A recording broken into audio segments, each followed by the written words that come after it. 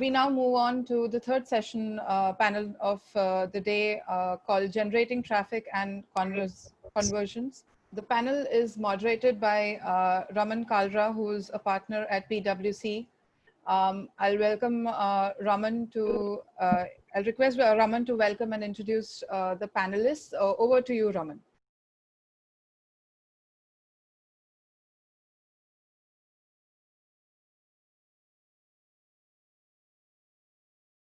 Very warm afternoon to everybody. So it's a great discussion. I'm sure you must be enjoying since the morning in various panels. We have, three exceptionally good, marketers with us. Anika from, Max Bupa, and she has phenomenal background to her in the space that we're going to talk about on marketing, digital marketing, and the leads and the funnel about it. Hi, everyone. We have Manu from, he leads the marketing for Scriptbox. Again, fabulous, years of experience into this space. I'm sure he'll have some tremendous insights to share with everybody. Welcome, Manu. And we have Sonali from a very different industry perspective that we bring on this panel from Bosch and Siemens, BSH Home Appliances. Welcome, Sonali, for the panel. Thank you. Thank you, Raman. Yeah, thank you all of you to be here. So, a lot of, from audience perspective, a lot must have been already said in the past, towards the past. I think this is the fourth panel, I think, that's in the, in the earlier 2 or 3 panels about the larger strategy, but still, touching briefly about it. COVID has changed the face of marketing a lot in the sense that, industries at large, a lot of industries have gone through accelerated digital transformation, something that they would have thought of doing, for example, EdTech. The place where EdTech is in today in the country, under a normal pre-COVID environment, it would have taken at least 3 more years to reach this stage. So, a 3-year journey of EdTech has been crashed into 5 months. So that is, to give an example, that is a kind of shift which a lot of industries have gone through. And obviously, when that happens, consumer behavior, which was already so much digital in India, is becoming even more digital. So I think, as I always say, that the new phase of marketing, the relevance of digital is going to become more and more significantly important. As we are a young country, we are a digital country. So I think the needle will keep moving tremendously from, as a proportion to the larger marketing strategies and the budget for brands. Digital will keep away taking larger and larger shares. So I think before we really jump onto the MarTech side of digital and we talk more about the leads and nurturing the leads, quick, very, very quick welcome comments from all of you on how do you experience the digital shift in marketing in your organizations because of this COVID trend. Want to start with Manu? Yeah, sure, Raman, thanks. I would probably talk about it more from the consumer side than the marketeer side, because the brand I deal with is a digital native brand. So there has not been a lot of transformation per se in that. We just continued and probably iterated quite a bit more. But you're absolutely right on the consumer side, because what has happened is that the consumer is now at the receiving end of a whole lot more communication from brands that suddenly, gone into digital transformation mode. So how do you ensure that you are passing on a relevant message or a communication to a customer when there is a bunch of what is lovingly called spam hitting your inbox on a daily basis? So that actually has been the challenge for us. How the systems that used to work before in marketing automation are kind of changing now, because the consumer herself has changed in terms of behavior as well as in terms of the kind of communication that you receive. Yeah, I would agree with you completely. Sonali, you lead a brand which is let's say coming from a digital native brand, which Manu spoke about, to a more traditional brand, the home appliances, for example. How have you experienced a larger dramatic shift towards digital in the post-COVID? Which is what it was earlier? So yes, as rightly quoted by Manu, so the whole paradigm shift is now come to a point, like we want to know exactly where were we investing and what exactly is now return on that investment. So reaching out to those parameters have certainly changed, like the whole COVID-19 transition has made us think where exactly should we focusing on these spends and the kind of content we have been using. So there has been a lot of shift even there. So now we know what is the kind repackaging exactly we need to do, especially when you talk about like a traditional manufacturing organization per se. So there were other means and media vehicles which were more into larger picture. But now the whole game has been shifted to digital only. So we want consumers to come on board and experience the entire range of products online itself.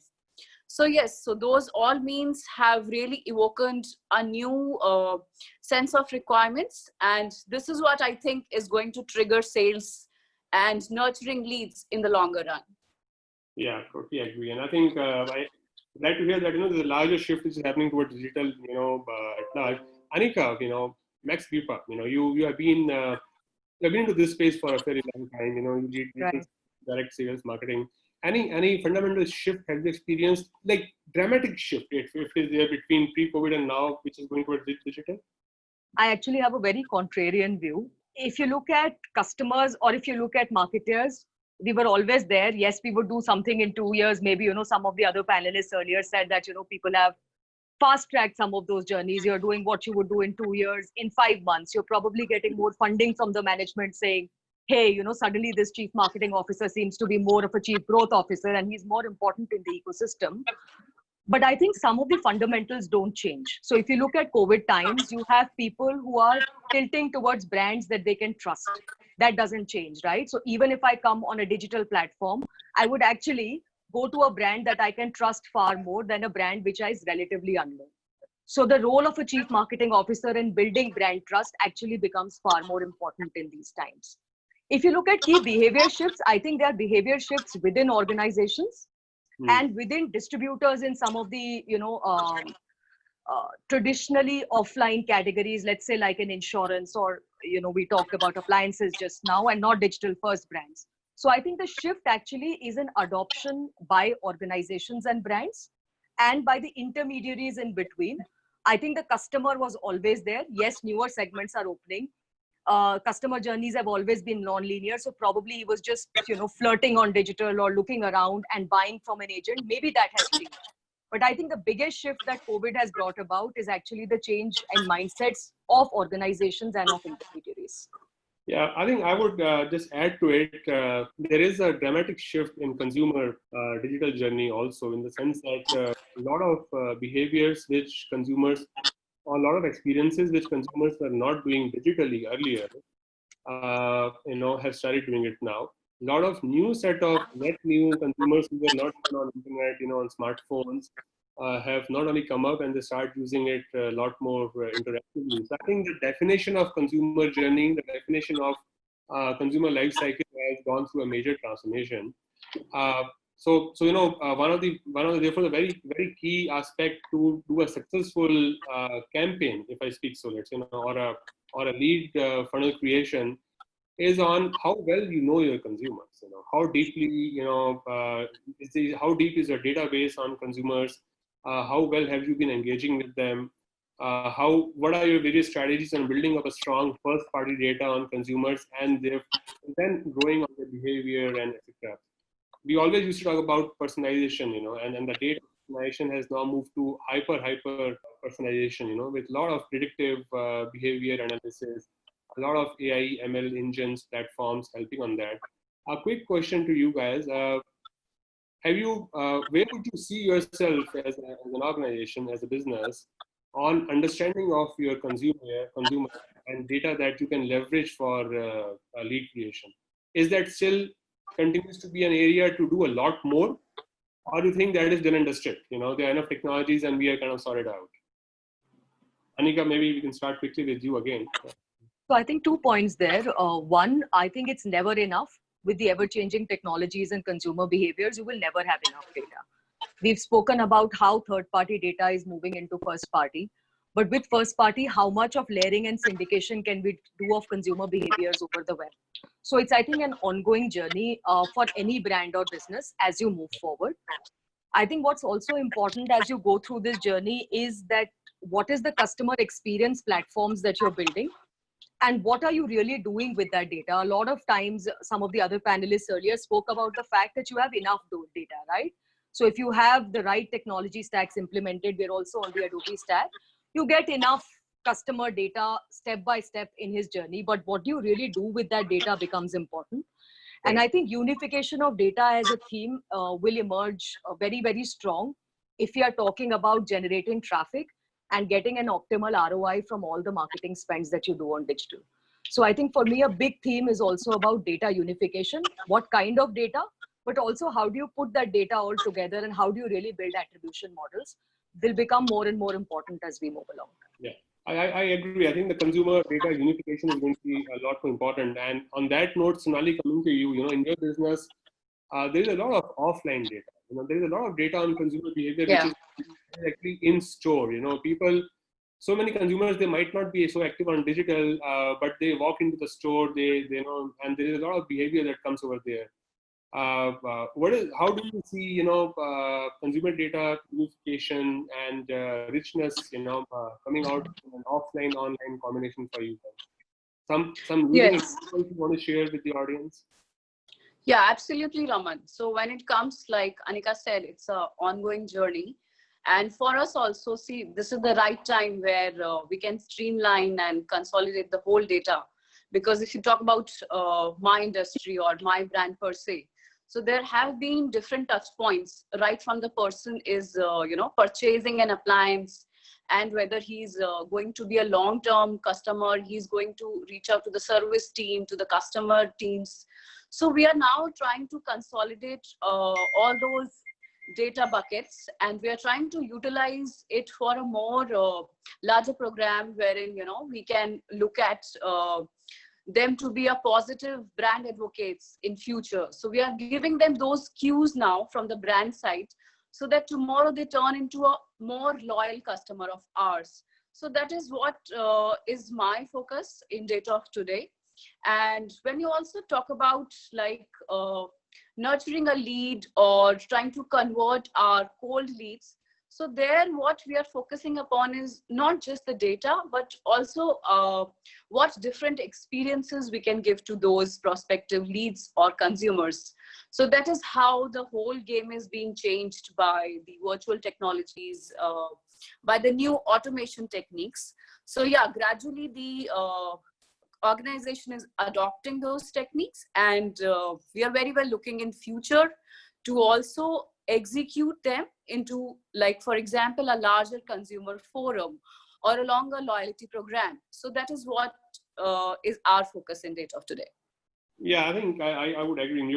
I don't know, there might be a difficult number to put in, but a significant amount of consumer data still walked into physical stores, in the appliances business as we speak now.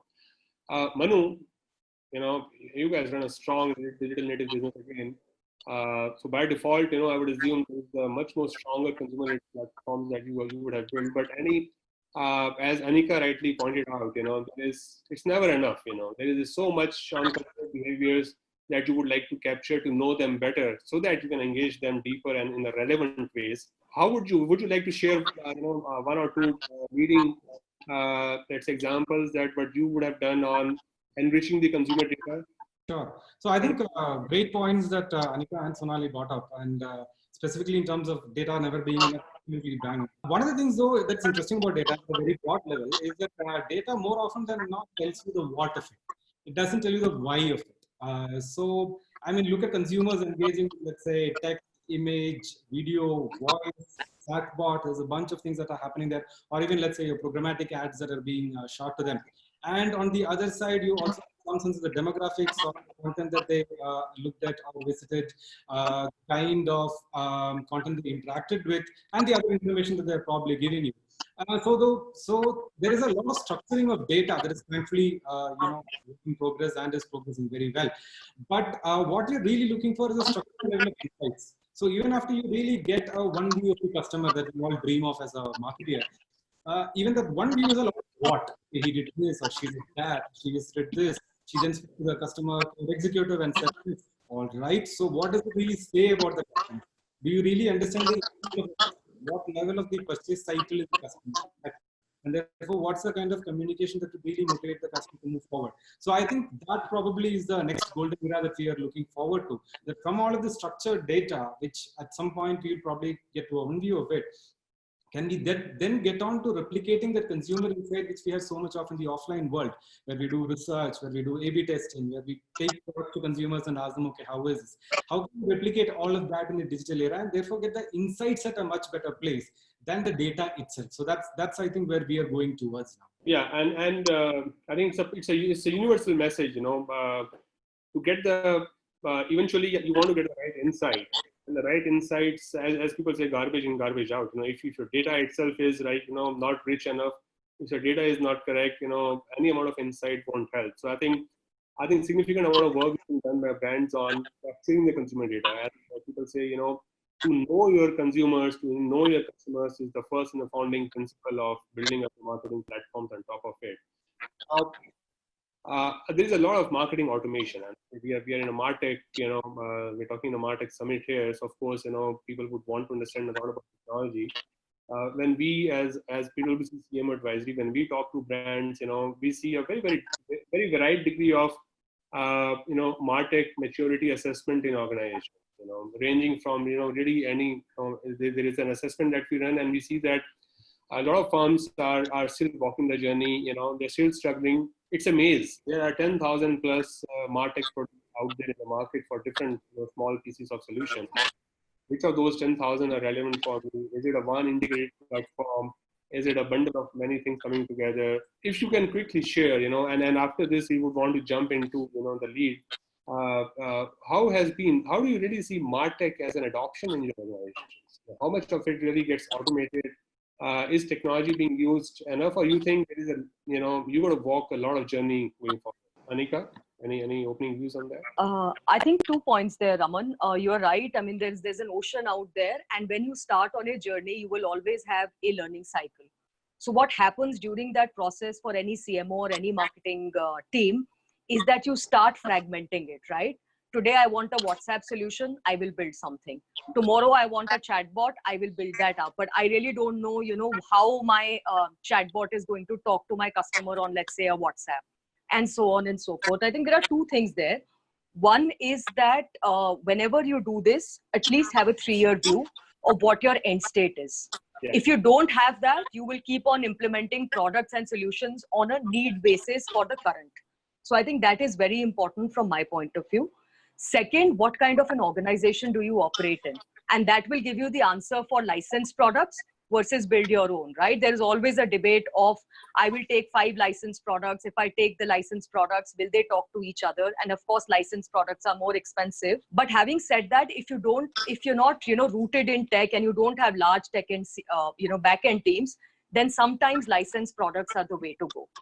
But I think the most important thing as you move through this journey and you build through licensed products also is that somewhere you need to have a data unification layer. So for example, when I speak about insurance, we have a lot of our legacy systems which host our core policy and customer details. There is a lot of automation tools that you would use along the customer journey, either for your customer comms, which is separate, or for your lead generation, your ad serving platforms are separate. Your website and your platform is separate. Now, as you bring all of those together, it becomes an expensive and time-consuming exercise. I think if you have a data unification layer in between, then it solves a lot of the problems that you have. And when you choose a journey, you choose a certain type of products and stacks basis your objective. So for example, at Max Bupa, we chose the Adobe stack. And the reason we chose the Adobe stack was that we have core systems which have a lot of data. If we build a data layer in between and we are able to align all of these, the entire ecosystem, then the opportunity to personalize and the opportunity to give relevant offers to customers across the ecosystem, whether it is top of funnel or bottom funnel, where we are doing bidding on programmatic and search, makes a lot more sense. So I think from my point of view, 2-3 key decisions: take a 3-year view, take a very clear view on what your organization is, so licensed versus packaged. And third is that you did build your own unified data layer in between, so that even as parts of this journey starts to come together, something holds them together. I think that's my point.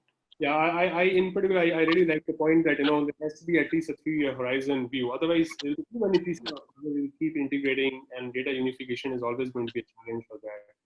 Also, Finally, adding to yeah. Anika, Raman, I would also add upon, like, while choosing a marketing automation platform or looking for the right partner, I think we also need to see how much easy it is to adopt, like for an organization. So what is the actual ease of operating that particular automation, and integrating the whole layers is also becoming important. And not just missing out on the ROIs, also the appropriate dashboards. For example, for me, it is very important if I'm developing a lead management solution, what exactly my dashboard will talk about to my sales teams. So that is also fairly very important, and not just only the execution side of the whole new automation program. Well, that will be there, and that will always deliver us what we are looking at. But also, I think we need to assess what is right for me, and what's they're gonna stay. Like for my organization, the requirements set of could be very different from a FMCG brand or from a e-com brand. Yeah. So that is what like we also need to look into, which is the right set of packaged or a right set of automation I need to look into. So yeah, henceforth, like the consumer journey. So I'm trying to build like a single view of consumer. So not just the layers, I think the whole touch points needs to be assessed while looking for the accurate automation piece. Yeah, I think consumer journey is going to be a part of every discussion, because Absolutely. Any effort in marketing that you do today has to really link with the right kind of consumer journey. So Manu, on that note, the kind of business that you are into needs a lot of digital touch points with the consumers on multiple platforms. What had been, your experience on generating the right kind of, effective, good quality leads over, let's say, the quantity of leads? How has been your experience on that, and some challenges which you want to share? Sure. So I think related to that is the previous question that you asked in terms of, how has marketing automation really progressed, right, over a period of time. So just 3 quick points there, and that will probably lead on to this as well. So if you just look at Chief Martech, which is probably the Bible of all marketing automation practices and tools, 8,000 options, and this is 4 times what we had in 2015. So it's 2,000 to 8,000, and this is including the fact that 600 odd of them died the previous year, or if you were defunct. And if you look at, let's say, providers, HubSpot talks about 350 integrations. Zapier talks about 1,500 integrations. And you're suddenly mind blown about how big this entire space is. And this is divided into, let's say, advertising, promotion, content, social media, data, management of all of it. Incidentally, management is the lowest number, about 600, which actually explains a whole lot about the problem itself. So I think the way to look at, to use the jargon, what the marketing stack per se, is to exactly like what Anika said, look at a really broad time frame, because I think business objectives need to be the basis of all of this at a very level one kind of thing. So business objectives are not something that changes on a month-to-month or a year-to-year basis. So if you have a broad definition of what exactly you're going after and why, that helps you build this entire marketing stack, as well as helps you make the decisions on what to rent and what to buy. So at a very fundamental level, tech and product guys just love to build. That's a universal truth, right? And it's always a conversation, a debate, a discussion, and a negotiation on what we should build and what we should buy. But one of the core points there is that they probably understand a lot of this as much as you do. And it is therefore important for you to bring them into the picture when you're doing this, and not really look at it only as marketing, but also the overall product plus tech plus marketing piece of it, because it's not just a consumer experience via, let's say, a message that you're giving, let's say the UX or the design of the website, for instance, or the frequency of time. A lot of this goes into product and tech. So it's important to have that conversation. In terms of leads, I think you're absolutely right in terms of quality, especially for a category like ours, which is high consideration and high involvement. It is fairly easy these days to get an email ID. All you have to do is give the info, right? And somebody will give you or something as simple as that, which is fairly easy to get. We've actually adopted a slightly different approach to this because of the fact that investing per se is a reasonably complex ground. we have chosen the content route to getting quality leads. So we have been producing a whole lot of content over a long period of time for people across wealth stages, people across stages. So we also not just get a lead in that sense, but also a lead with a whole lot of metadata layered on top of that. Because if I'm writing an article for a 35-year-old, I don't need rocket science to figure out that it's not a 25-year-old, or largely it's not a 25-year-old who's reading that, right? It's largely a 35-year-old. And because of the kind of articles, the content of articles that I'm writing, whether it's for retirement, child's education, all of the articles that you have, we also get a metadata on, okay, this is the kind of life goal and the kind of investment that the customer is looking for. So that immediately gives us the kind of quality of leads that are in the system, not just the quality in terms of the interest of the person per se, but the kind of interest that the person has. So I think each business is to figure out the kind of levers that need to be pulled for you to get the kind of data that you would want. So typically top of the funnel is a display play, is a search play. Search at least is a little more layered because there is some intent there. Facebook, 35 to 45, interested in, let's say we want a high value customer, you say foreign travel, high consumer goods, all of that. But that's all you know about. The intent of the customer, what is the customer looking for, is not something that you really want. So building in those layers into your own system, just what Anika said earlier about first party data is really important, because an email ID today is, what is it really? You can get thousands and billions of emails that you want. It doesn't really say anything about the customer. So leads, I think, have to move from leads to qualified leads. And what is the qualified that you speak about is, depending on the business, and what is it that you're really after. Yeah, I think you touched upon a very important aspect, Manu, which is where I was leading to, is, the three things which play a very significant role, in this space for a good lead generation, which is, the conversion to qualified is a higher proportion.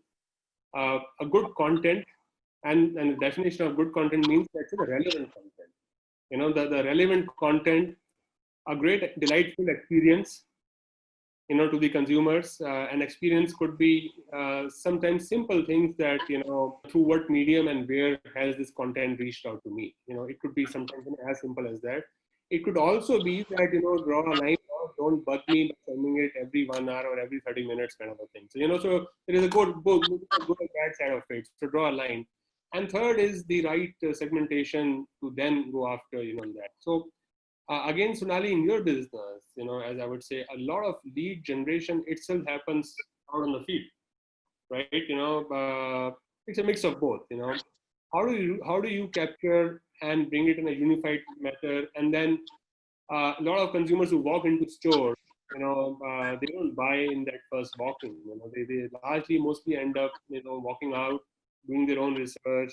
And then it really needs to be tapped very well through digital platforms to really get them back and convert them into a successful customer.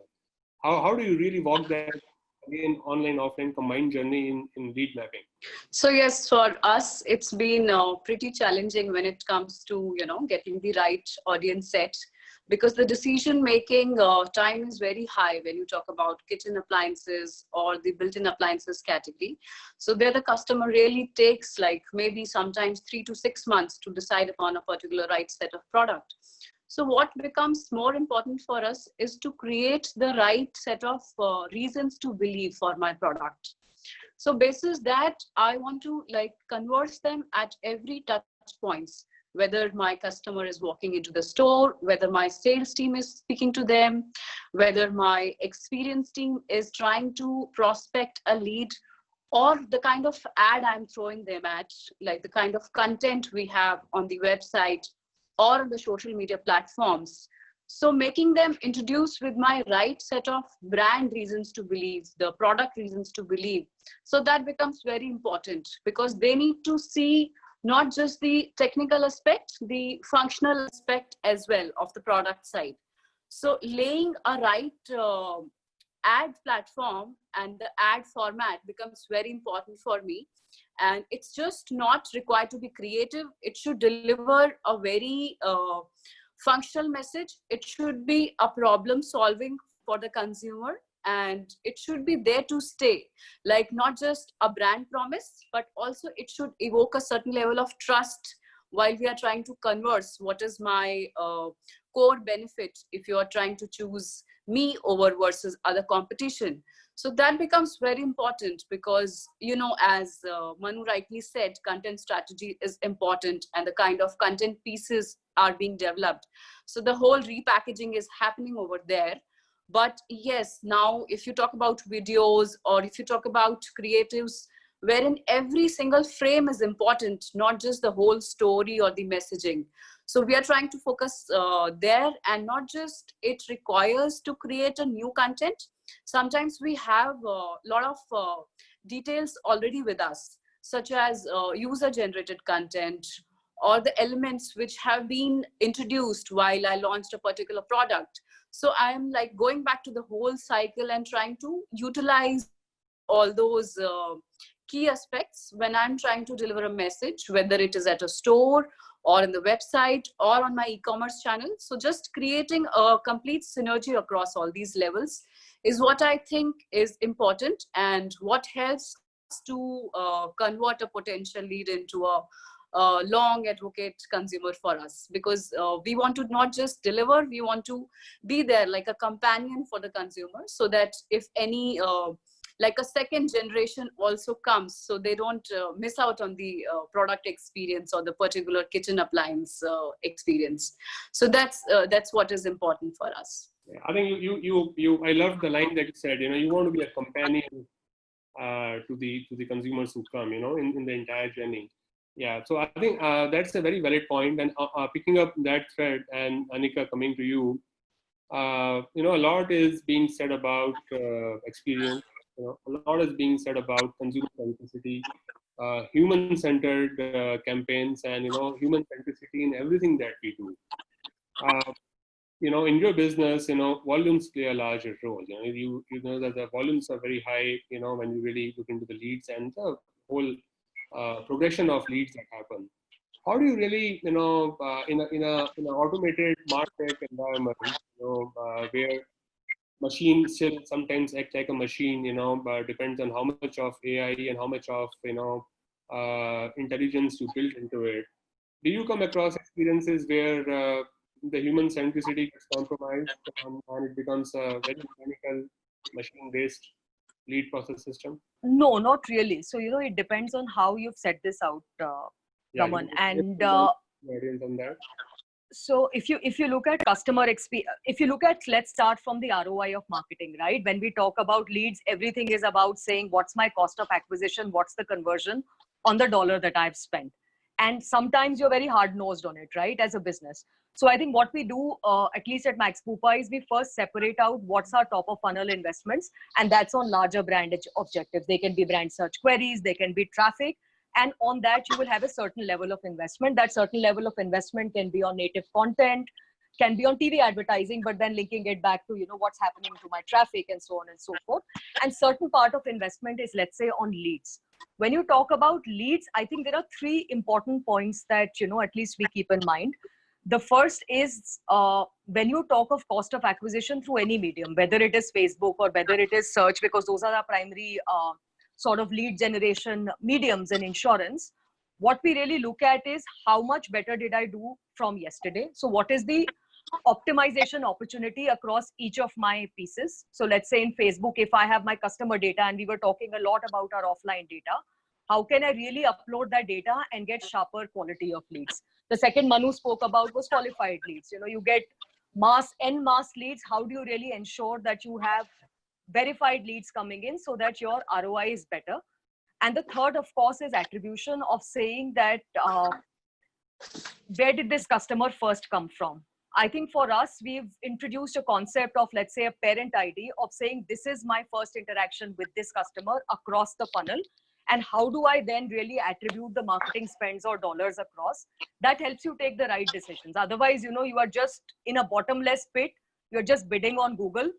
That's the easiest for any marketer, right? Because it's very simple and easy to see that itne mein itna mil raha hai, but you're really not building the long tail for the business. I think that's the first point.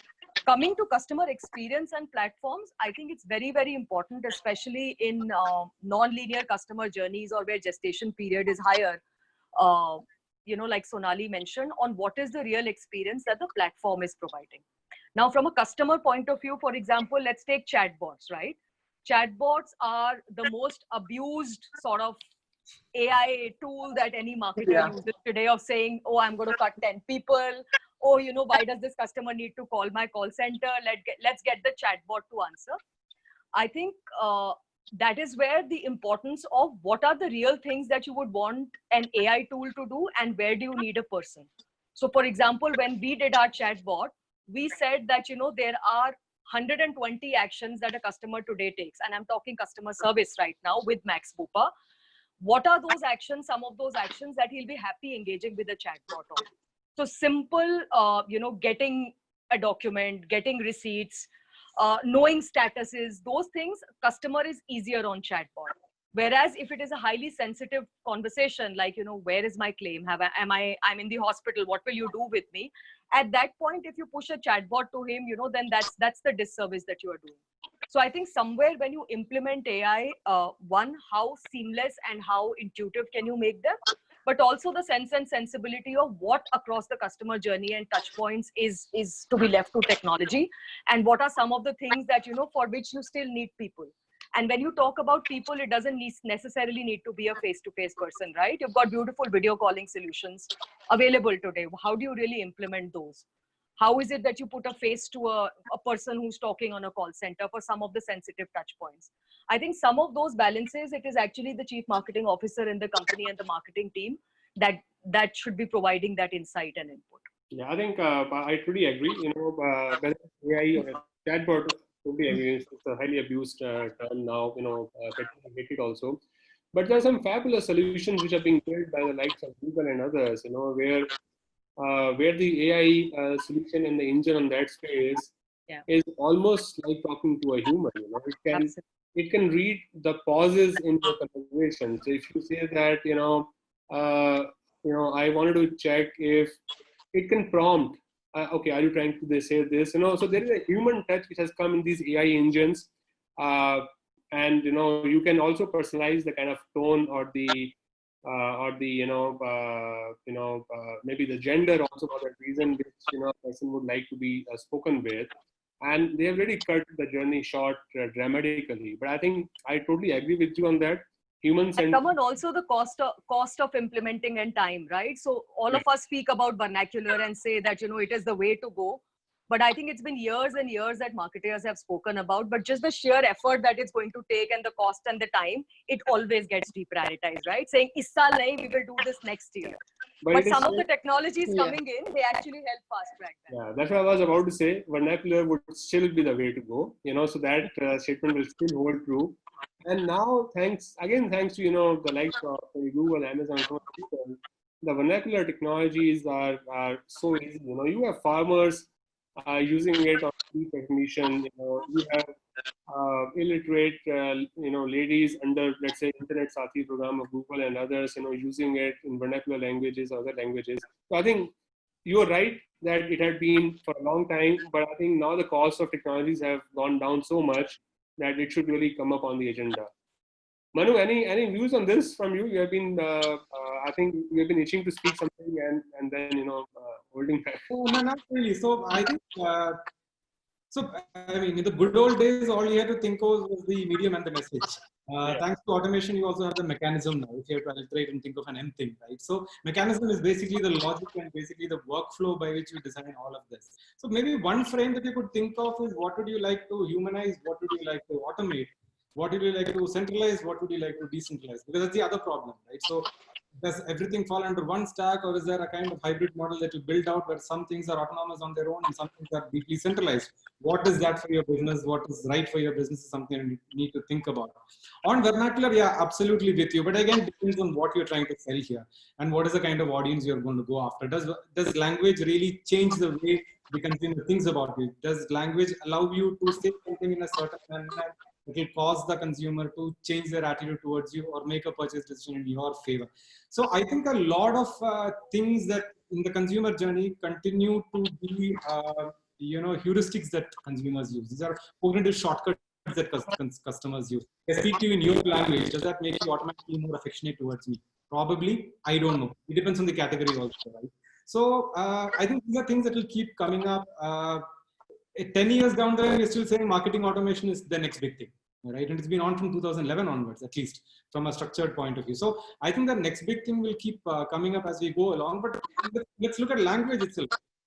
You know, the number of people who are trying to get to, let's say, English as a spoken language, right? So that they're able to go up in life because opportunities open up for them.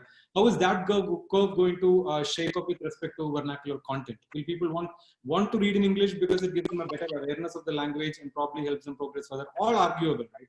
So really difficult to play oracle on all of these things. So I think I would want to have one quick question, three of you, and do a quick rapid fire answer to it. We talked about leads being qualified. Now from a qualified lead to nurturing it all the way to conversion, and not just leaving it at conversion, but also building a lifelong consumer life value relationship, making them as advocacy partners and all.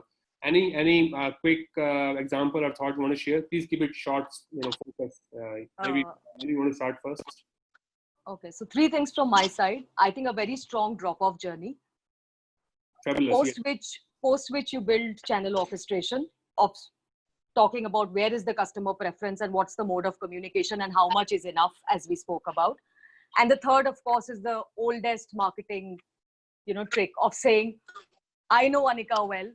What is the message that Anika should get? I think that also in this whole MarTech stack should not get lost. That is why we are all here. And I think we should keep that in mind as we move forward. Manu, what does Anika want? How much of that gets automated today in the world? At best, I would say about 30 to 40%. And can it be? Sorry? Can it go up to maybe 80 to 90% because there are? So for me, it is an iterative process. Know your customer, keep iterating your marketing stack, and from experience, there is light at the end of the funnel. So don't worry, is all I'll say. I think the right audience strategy will also play a very vital role, because right from consideration to affinity, my funnel is very narrow when it comes to intent. So looking at the right audience strategy, it's very important to deliver the accurate and crisp messages, as you said, summing everything up into one single sentence, or creating those appropriate points. So not just consolidating the entire marketing layers in your ad platforms.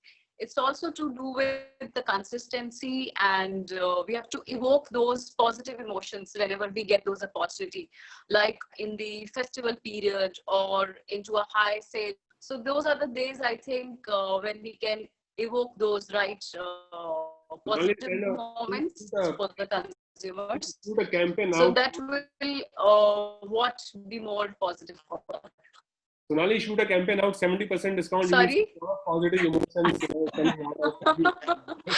Yes. On a lighter note, yes, we are running out of time. I am seeing things over there. Maybe one quick question. Rashmi Kochar asked that, MarTech buying should be bottoms up or top down. Should it be user driven? Because at the end of the day, it is user who will drive the success of MarTech adoption. I think we already spoke about it, and Anika, Manu, all of you spoke about it. User centricity and human centricity always has to be on top of it, trust me. Just one last question from Raj Patel. How do the companies, especially non-digital natives, so like Sonali, the likes of UX company, integrate their offline customer data with the same digital customers? Again, we covered that, and you did speak about that. So I think we don't have any more questions on the question answer box.